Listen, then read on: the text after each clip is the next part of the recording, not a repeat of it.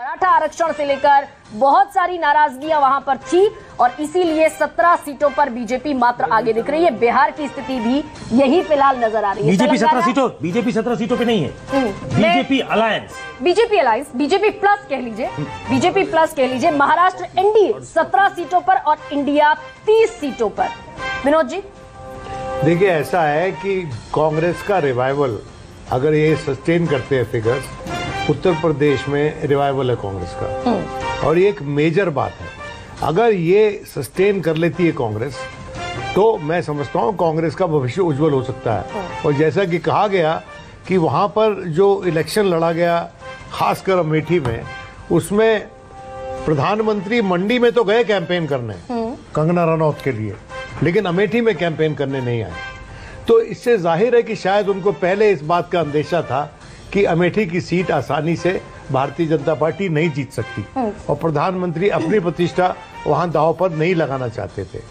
अब रही बात महाराष्ट्र की, तो मैं समझता हूं Maharashtra is the second biggest story after Uttar प्रदेश।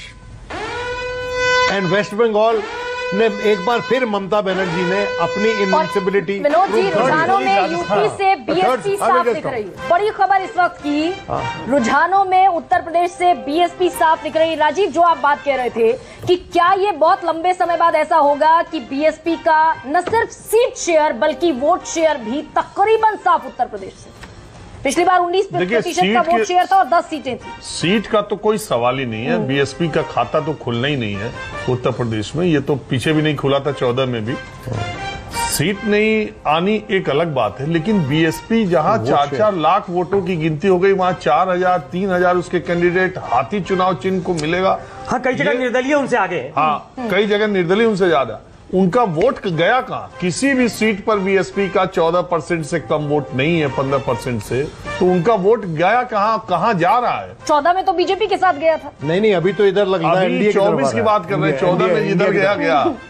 ये 24 में उनका वोट कहां गया?